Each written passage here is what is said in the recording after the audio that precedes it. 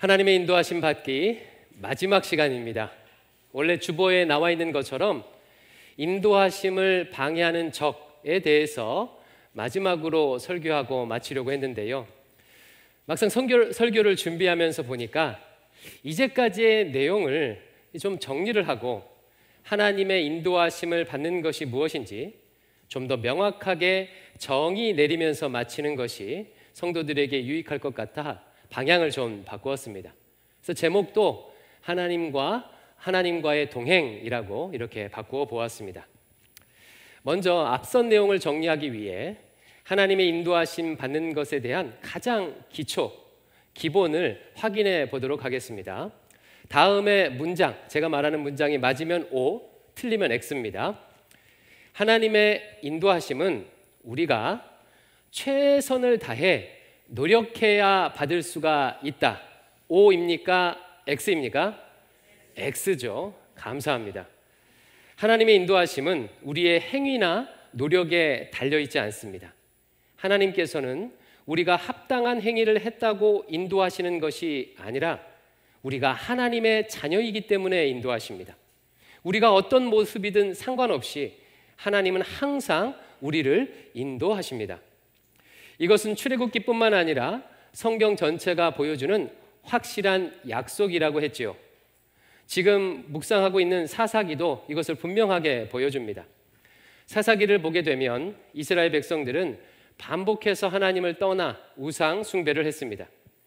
힘들고 어려울 때는 하나님을 찾다가 조금만 안정이 돼도 금세 하나님을 잊어버립니다. 하지만 그럼에도 불구하고 우리 하나님께서는 항상 이스라엘 백성들을 인도하셨습니다.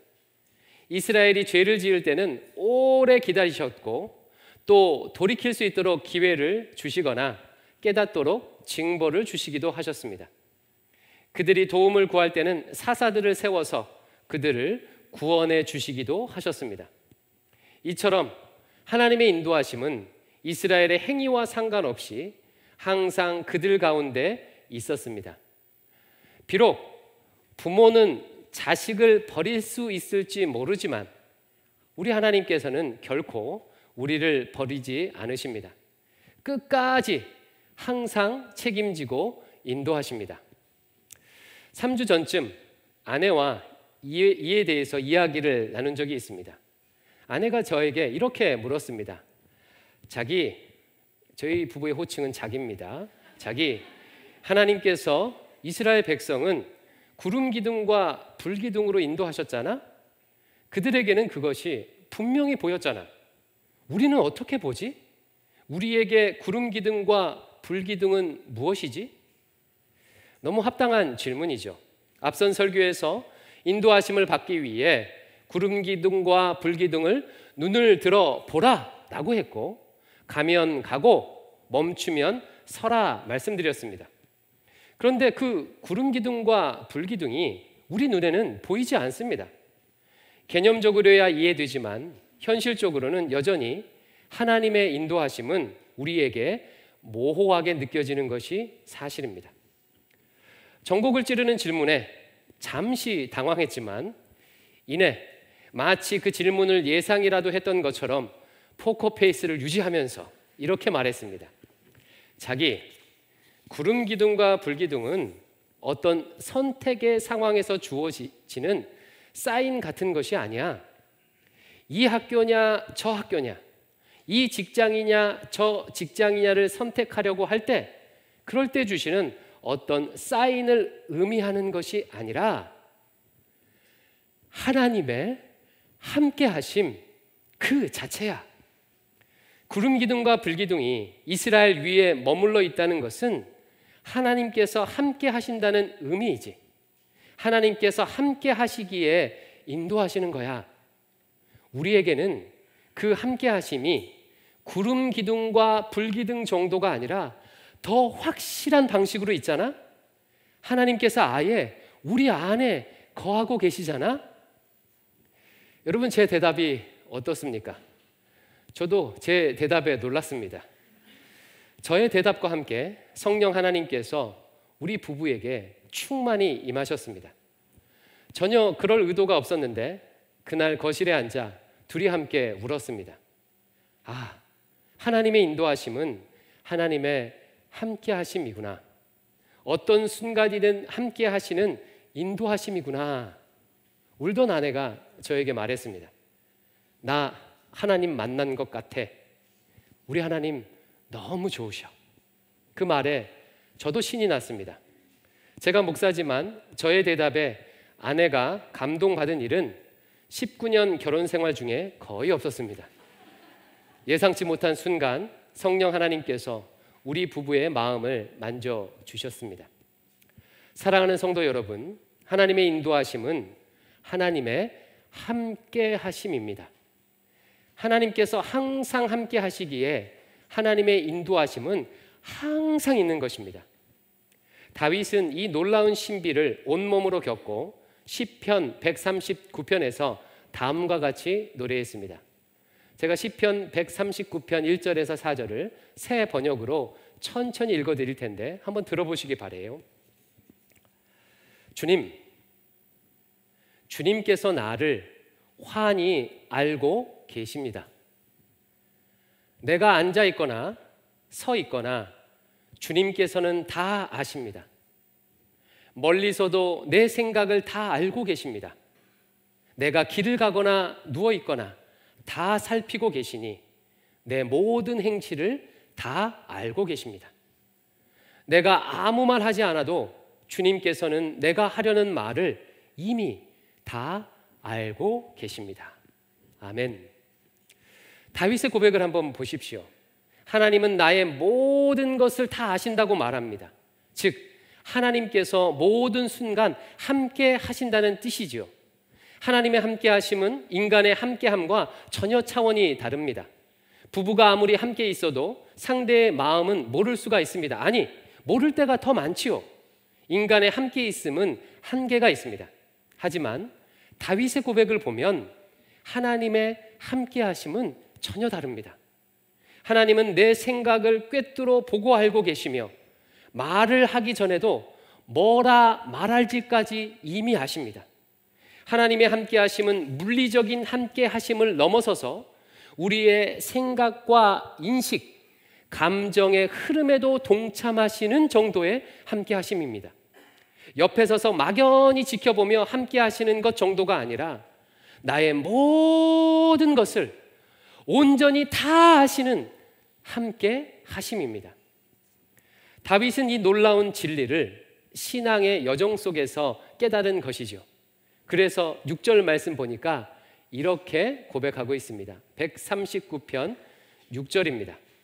이 깨달음이 내게는 너무 놀랍고 너무 높아서 내가 감히 측량할 수조차 없습니다. 아마 우리 부부도 그날 이런 종류의 깨달음을 얻었던 것 같습니다. 이런 깨달음이 오자 다윗은 엄청난 확신을 갖게 되었습니다. 여러분 한번 생각해 보십시오. 하나님께서 모든 순간에 함께 하시며 모든 것을 아신다고 깨닫게 된다면 어떤 확신이 그 마음에 생기게 되겠습니까? 그 확신을 시편 139편 7절에서 10절 말씀이 이렇게 기록하고 있는데 이 부분을 우리 천천히 한번 합독해 보도록 하겠습니다. 시작. 내가 주의 영을 떠나 어디로 가며 주의 앞에서 어디로 피하리이까? 내가 하늘에 올라갈지라도 거기 계시며 스올에 내 자리를 펼지라도 거기 계시니이다. 내가 새벽 날개를 치며 바다 끝에 가서 거주할지라도 거기서도 주의 손이 나를 인도하시며 주의 오른손이 나를 붙드시리이다. 아멘. 그럼 너무나도 좋죠. 물리적인 영역뿐만 아니라 내 영혼까지도 주님의 함께 하심을 피할 수 없다는 확신입니다. 하늘에 올라가도 혹은 스올, 즉 무덤에 내려가도 하나님께서 거기서도 함께 하신다는 믿음입니다. 새벽 너머에 있는 깊은 어둠에 숨겨져 있을지라도 거기에서도 주님께서 함께 하시며 주의 오른손이 인도하신다는 확신입니다. 하나님께서 함께하지 않는 곳이 없으며 그러기에 인도하시지 않는 순간이 없다는 고백입니다. 이 다윗의 고백이 여러분의 고백이 되기를 주님의 이름으로 축원드립니다.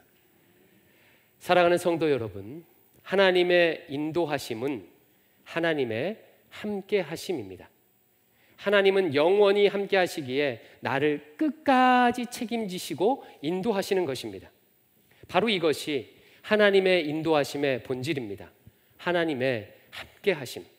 따라서 하나님의 인도하심을 눈을 들어 본다는 것, 가면 가고 멈추며 선다는 것은 어떤 선택의 순간에 하나님의 뜻을 알아차리려는 행위가 아닙니다. 하나님의 뜻과 다른 방향으로 갈까봐 전전긍긍하면서 하나님의 지시에 따르려고 노력하는 길 찾기를 의미하지 않습니다. 하나님의 인도하심을 눈을 들어 보고 가면 가고 멈추며 선다는 것은 항상 함께 하시는 그 하나님과 동행한다는 의미입니다. 길 찾기가 아니라 함께 하시며 인도하시는 하나님과의 동행입니다. 바로 이것이 하나님의 인도하심을 받는다는 것의 정의입니다. 하나님의 인도하심을 받는다는 것은 하나님과 동행한다는 것이다. 여러분, 동행이 무엇이죠? 함께 걷는다는 것을 의미하지요. 함께 길을 걸으며 내 이야기를 하고 상대의 이야기를 듣습니다. 함께 풍경을 보면서 감상을 나눕니다. 함께 쉬기도 하고 먹을 것을 같이 함께 먹기도 해요. 때로는 내가 보고 싶은 것을 양보하기도 하고 반대로 상대가 양보하기도 합니다. 혹시 부족한 것이 있으면 서로 돕습니다. 넘어지기라도 하면 짐을 들어주거나 어깨를 빌려주기도 하면서 함께 걷는 것이 동행이죠. 저는 최근 몇 달 동안 매주 월요일마다 몇몇 목사님들과 함께 걷고 있습니다. 서울과 경기도에 있는 둘레길이나 산길을 걸으며 동행하는 즐거움을 누리고 있습니다. 많이 걸을 때는요 20km도 걸어요. 그리고 적게 걸을 때는 한 그 반 정도를 걷습니다. 그런데 다들 목사님이라 그런지 말이 정말 많아요. 함께 걸으며 정말 많은 이야기를 나눕니다. 그 이야기에는 경계가 없어요. 어린 시절의 이야기부터 목회 이야기까지, 시덥지 않은 농담부터 심각한 기도 제목까지 다 향하게 나눕니다. 또 중간중간에 쉬면서 싸운 음식도 나누어 먹고 그렇게 살갑게 교제를 해요. 하나님의 인도하심을 받는다는 것은 이런 것입니다. 하나님과 살갑게 동행하는 거예요. 하나님과 함께 걸으며 이야기하고 서로 교제하는 동행입니다. 다만 나는 약하지만 하나님은 전지전능하시고 나는 한 치 앞도 내다볼 수 없지만 하나님은 모든 것을 아시기에 어디로 가야 할지 언제 가야 할지를 하나님께 의탁하며 하나님을 따라가는 동행이에요. 그런데요, 제가 처음부터 목사님들과 그렇게 편하게 이야기를 나눌 수 있었던 것은 아니었습니다. 처음 동행했을 때는요 아직 어색하고 눈치도 보느라고 별로 제가 말을 못했어요. 더군다나 제가 나이가 제일 어린 까닭에 듣기만 했습니다. 하지만 회차가 반복될수록 대화가 점점 더 자연스러워졌어요. 언제 내 이야기를 해야 할지, 어떻게 반응하고 공감해야 할지가 더 쉬워졌습니다. 이제는요 서로 많이 알게 되어서 더 편하게 속 깊숙한 곳에 있는 이야기도 나눌 수 있게 되었습니다. 심지어는요 제가 목사님이라고도 부르지 않습니다. 제가 막내니까 그냥 형님이라고 부릅니다. 여러분 재밌지요? 시간이 지나자 이렇게 더 친밀하게 동행하게 되었습니다. 하나님과의 동행도 마찬가지예요. 하나님과 동행을 처음 시작한 사람은 어떻게 하나님과 교제해야 하는지 잘 몰라요. 애굽의 방식으로 생각하고 애굽의 방식으로 말하는 데 익숙해 있기 때문에 거룩하신 하나님과 대화가 잘 안 됩니다. 하지만 우리 하나님께서는 그런 우리를 오랫동안 인내하시면서 하나하나 바꾸어 가시죠. 거룩하신 하나님과 교제할 수 있도록 하나님의 언어를 차근차근 가르쳐 주십니다. 동행의 시간과 동행의 경험이 늘어갈수록 우리는요 하나님과 교제할 수 있는 하나님을 닮은 모습으로 점점 더 성화해 갑니다. 그리고 성화하면 성화할수록 하나님과의 대화가 잘 돼요. 모세와 아브라함처럼 하나님과 스스럼 없이 이야기할 수 있는 사이가 됩니다.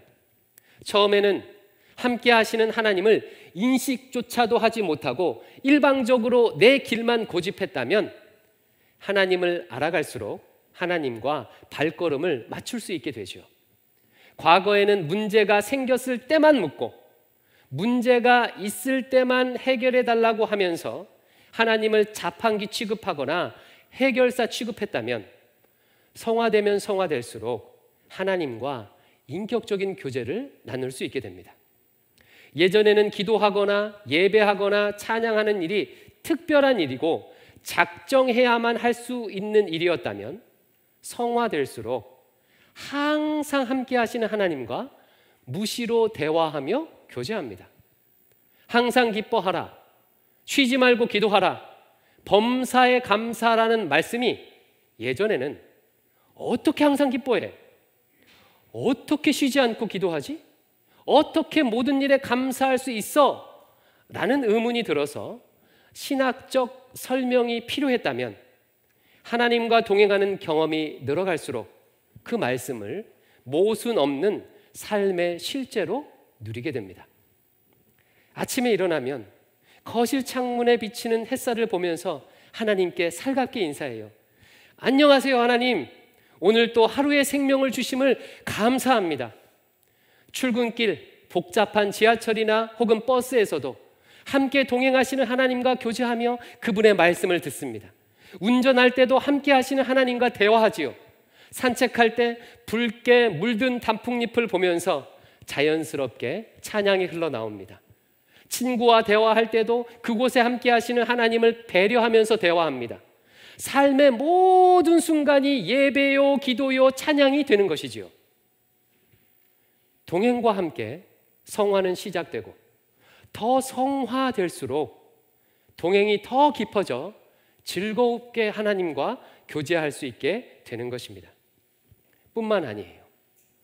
무엇보다 하나님과의 동행이 깊어지게 되면 하나님과 동행 중에 만나는 인생의 고난이나 광야를 다르게 바라보게 된다고 말씀드렸습니다. 하나님의 인도하심을 인생의 정답 찾는 과정으로만 생각할 때는 내 삶의 고난이 찾아오게 되면 그 고난이 인생의 오답처럼 느껴집니다. 내가 인생 공부를 잘 못해서 문제를 틀린 것이라 생각하게 되죠. 하지만 하나님과의 동행이 더 깊어지면 깊어질수록 인생에서 찾아오는 고난이 오답이 아니라 삶의 한 부분임을 인정하게 됩니다. 마치 가을이 되어 나무에 붙어있는 잎사귀가 다 떨어지는 것이 이상한 일이 아닌 것처럼 바다에 거센 풍랑이 일어나는 일이 잘못된 일이 아니라 하나님의 섭리임을 아는 것처럼 그 고난이 내 인생에서 없어져야 할 퍼즐 조각이 아니라 내 삶을 온전히 완성시켜주는 반드시 필요한 조각임을 인정하게 됩니다. 그래서 그 고난을 부정하는 방식이 아니라 그 고난 가운데서도 하나님과 동행하는 방식으로 그 광야길을 걸어가게 되죠. 현재 미국의 대통령 조 바이든의 책상 위에는 2컷짜리 카툰이 액자에 담겨져 놓여 있다고 합니다. 이 카툰은 바이든이 큰 시련을 겪었을 때 바이든의 아버지가 선물한 것입니다. 바이든은 만 29세에 이른 나이에 미국의 상원 의원이 되었습니다. 매우 빨리 인생의 큰 성공을 거둔 것이죠. 하지만 그 기쁨도 잠시 그에게 감당할 수 없는 시련이 찾아옵니다. 아내가 딸과 2 아이를 데리고 차를 운전하다가 큰 사고를 당했어요. 결국 그 사고로 인해 아내와 딸은 목숨을 잃게 됩니다. 그리고 어린 2 아들은 중상을 입게 돼요. 성공의 순간에 찾아온 도저히 받아들일 수 없는 절망적 사건으로 인해서 바이든은 큰 충격에 빠집니다. 아마 세상의 그 누구라도 하루아침에 아내와 딸을 잃어버린다면 좌절할 수밖에 없겠지요. 이 사건으로 바이든은 주저앉았습니다. 상원 의원도 포기하기로 마음을 먹었습니다. 바로 이때 바이든의 아버지가 미국의 만화가 딕 브라운이 그린 2컷짜리 만화 공포의 헤이가르라는 제목을 가지고 있는 그 만화를 액자에 담아 바이든에게 선물했습니다. 만화는 이런 모양이에요. 한번 보여주시죠. 아마 보신 분이 계실지도 모르겠는데 아주 간단합니다. 여러분, 이 만화가 어렵지 않게 이해되시지요? 풍랑을 만나서 배가 난파되어 모든 것을 잃은 헤이가르라는 바이킹이 신을 향해서 이렇게 외쳐요. Why me? 왜 접니까? 왜 제게 이런 고난을 주십니까? 라고 외치자 하늘에서 신의 음성이 들립니다. Why not? 왜 넌 안 되지? 왜 너만 예외여야 하지? 라고 신이 반문합니다. 이 2컷짜리 만화는 인생에 찾아오는 고난이나 불행은 누구도 예외가 될 수 없음을 보여줍니다. 고난의 모양과 종류만 다를 뿐 바이킹도 상원 의원도 가난한 자도 부한 자도 젊은이도 노인도 그 누구도 피할 수 없음을 말하고 있습니다. 바이든은 이 카툰을 통해서 하나님의 섭리를 깨달았다고 합니다. 그리고 다시 일어섰습니다. 저는 캠퍼스 사역까지 포함하여 약 20여 년 목회하면서 아직까지 한 번도 고난 없는 사람을 만나본 적이 없습니다. 가슴 아픈 사연이 없는 사람을 한 명도 만나본 적이 없습니다. 오히려 모든 사람은 자신만의 광야를 겪고 자신만의 쓴물을 만나며 자신만의 가난한 적들을 만난다는 것을 확실히 보았습니다. 사랑하는 사람이 예상치 못한 때에 죽고 말도 안 되는 억울한 일을 당하고 치료하기 어려운 질병에 걸리고 끔찍한 사고를 겪고 사업이 망하고 가까운 사람에게 배신당하고 가족들과 원수처럼 지내고 부끄러운 죄를 저지르고 불면증으로 밤을 지새는 등등 이런 일들은 드라마에나 나오는 특별한 일이 아니었습니다. 매일 가까이에서 벌어지는 흔한 일이었습니다. 저는 우리 모두가 광야길을 걷는다는 것을 하루도 빠짐없이 확인하며 목회하고 있습니다. 하지만 하나님의 인도하심을 받는 사람은, 즉 하나님과 동행하는 사람은 이 광야를 마땅히 가야 할 길로 인정하고 걸어간다는 것입니다. 비록 처음 고난이 올 때는 잘못된 길에 들어선 것으로 생각하거나 내 길이 아닌 길을 간다고 생각하기도 하지만 점점 더 성화하면서 하나님을 알아가게 되면 길을 잘못 들은 것이 아니라 가지 말아야 할 길을 가는 것이 아니라 내가 가야 할 길임을 인정하며 걸어가게 된다는 것입니다. 대신에 그 광야길이 혼자 걷는 길이 아닌 하나님과 동행하는 길임을 알기에 하나님께서 주시는 만나와 메추라기를 일용할 양식을 먹고 하나님의 돌보심을 받으며 하나님과 친밀히 교제하며 걸어갈 수 있게 됩니다. 그리고 혹시 나를 힘들게 했던 그 고난이 혹시 끝이 나게 되어 평안이 찾아올 때는 욥기에 나온 욥처럼 내가 과거에는 하나님을 귀로 들었으나 이제는 눈으로 하나님을 봅니다 라고 고백하면서 하나님과 더욱더 친밀해지거나 혹시 끝내 그 고난이 혹시 끝나지 않고 받아들여야만 할 때는 사도 바울처럼 내가 약할 때 곧 강함이다 라고 고백하면서 그 고난을 하나님께서 역사하시는 통로로 사용할 줄 알게 됩니다.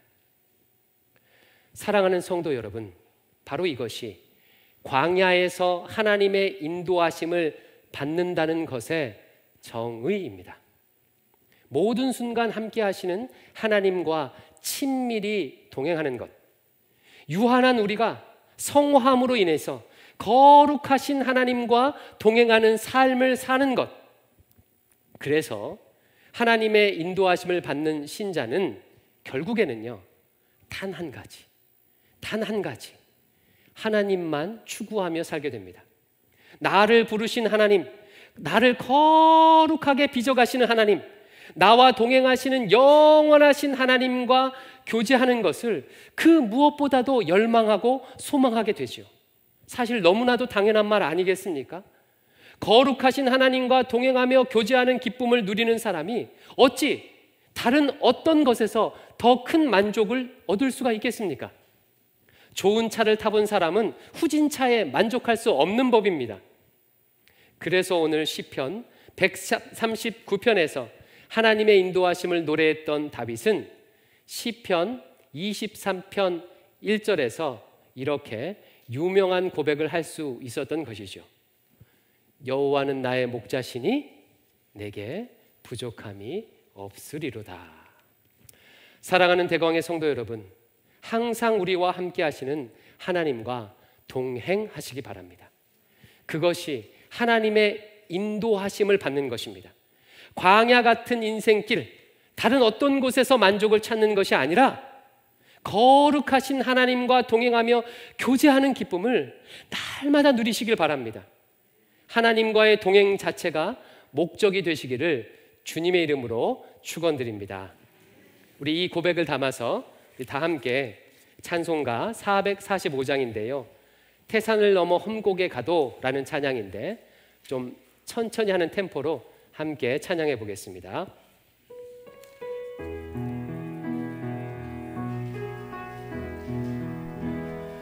태산을 넘어 험곡에 가도 빛 가운데로 걸어가면 주께서 항상 지키시기로 약속한 말씀 변치 않네. 하늘의 영광 하늘의 영광 나의 맘속에 차고도 넘쳐 할렐루야를 힘차게 불러 영원히 주를 찬양하리. 캄캄한 밤에 다닐지라도 주께서 나의 길 되시고 나에게 밝은 빛이 되시니 길 잃어버릴 염려 없네. 하늘의 영광 하늘의 영광 나의 맘속에 차고도 넘쳐 할렐루야를 힘차게 불러 영원히 주. 우리 1절만 다시 한번 찬양합니다. 태산을 넘어 태산을 넘어 험곡에 가도 빛 가운데로 걸어가면 주께서 항상 지키시기로 약속한 말씀 변치 않네. 하늘의 영광 하늘의 영광 나의 맘속에 차고도 넘쳐 할렐루야를 힘차게 불러 영원히 주를 찬양하리. 기도하겠습니다. 아버지 하나님, 양 같아서 그릇 행하여 각기 제 길로 가는 우리를 불쌍히 여겨주시고 항상 함께하여 주시니 감사합니다. 그 하나님과 24시간 365일 호흡처럼 친밀히 교제하며 동행하는 저희들 되도록 인도하여 주시옵소서. 예수님 이름으로 기도드립니다. 아멘.